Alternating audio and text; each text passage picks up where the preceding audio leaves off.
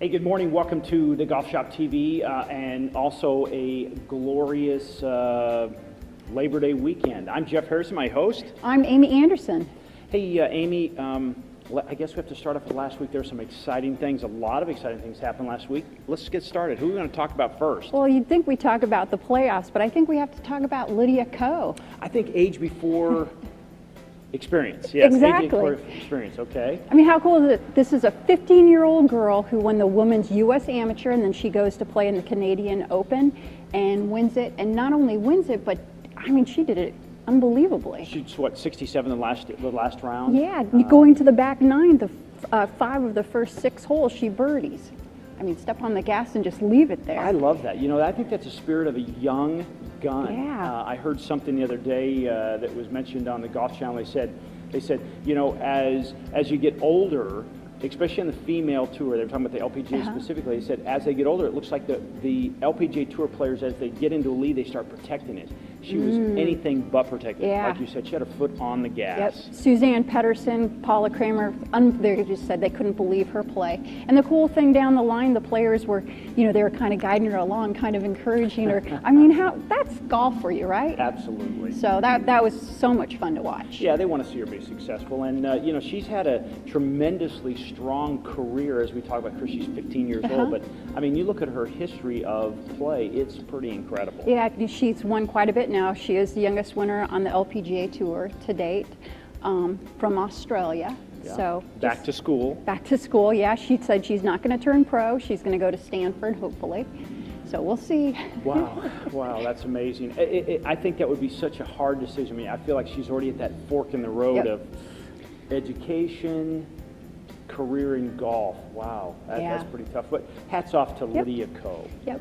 So a lot of fun things happened, or last weekend, probably the big other story is the playoffs of Barclays and Nick Watney. Nice one for him.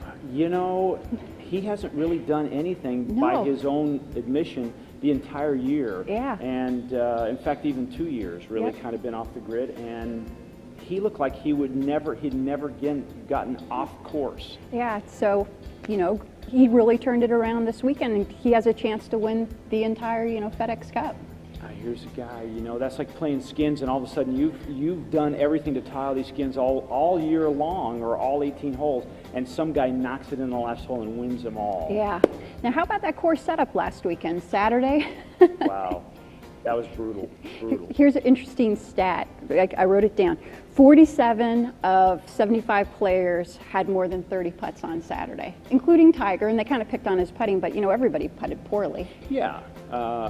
Again, there, you know, okay, you've kind of opened the can a little bit for Tiger.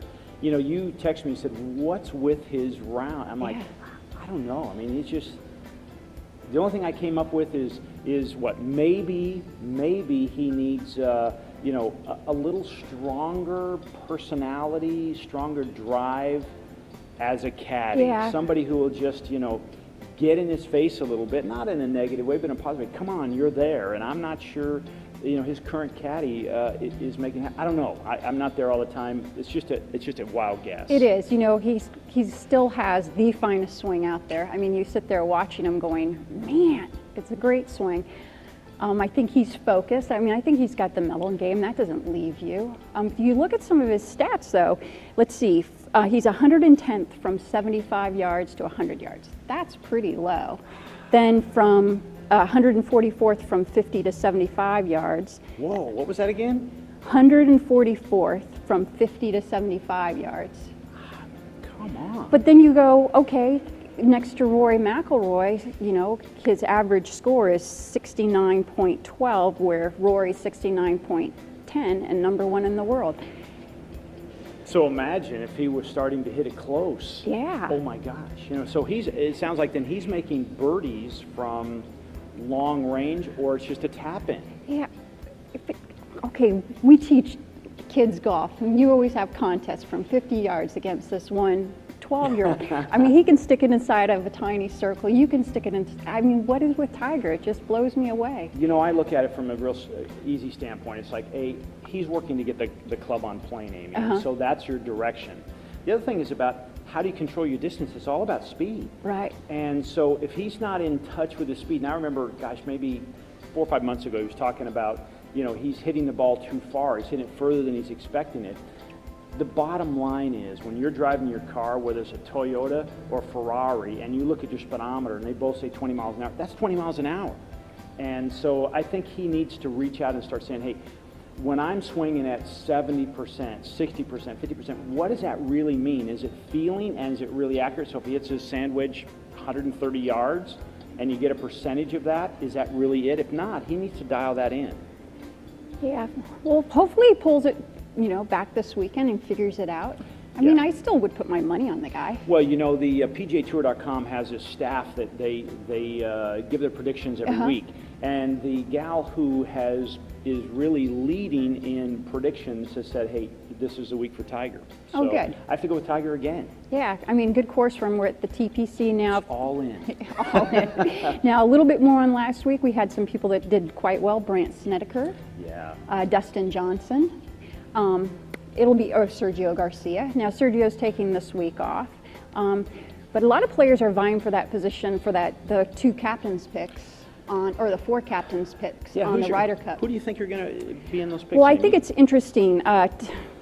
Let's see. It's 9th through 12th right now is Hunter Mahan, Steve Stricker, Jim Furyk, and Ricky Fowler. I think Ricky, Steve Stricker, and Hunter Jim Furyk are in. Hunter Mahan hasn't had a top 10 since April. So I think you have to fill that position. And I think it could be Snedeker, it could be Dustin Johnson. Yeah, you know, when you want somebody, I think the Ryder Cup kind of thing is, you want somebody who can make some putts. And I understand right now, Snedeker is the man. He's making more putts than anybody on tour, any tour. Yep. And so I'm not sure the captain can overlook that. No, I would say I'd say Hunter Mahan is out, Snedeker's in. Yeah, and I think Snedeker would love to be picked for the Ryder Cup. So it should be a good Ryder Cup. Now, Colin Montgomery, I mean, wise man, picked Ian Poulter and Colsaerts. I think Ian Poulter is probably the best thing for that team ever. So yeah, you kind of knew he was in. Yeah, yeah. It's going to be a tough team to beat. Yes, it is. Yes, it is. And you know, it's not it's not whether you win or it is whether you win or lose. Yeah. Of course, being Americans, we want the Americans to win, and yet we want it to be a strong, competitive match. And man, I think both teams have their hands full. Yep. Now that's end of September. Yep. Last week of September. So can't wait. I love the Ryder Cup. Absolutely love it. Yeah. So now this weekend the PGA Tour is at the TPC Boston. It's a long hitters course. A few players on the bubble, including Charlie Hoffman. Now he won this tournament 2 years ago. Yeah. So a lot of guys vying for to get above the top 70, because top 70 move on to the next round. 30 guys aren't going to make it this week. Yeah. So Jason Duffner's back. He took a week off. I'm sure he'll come back strong. It'll just be interesting to see who does well this weekend. I'm looking forward to it. How about the ladies? Anything going on with the ladies? No, everybody else is kind of off this week. The ladies are off, and so is the Champions Tour.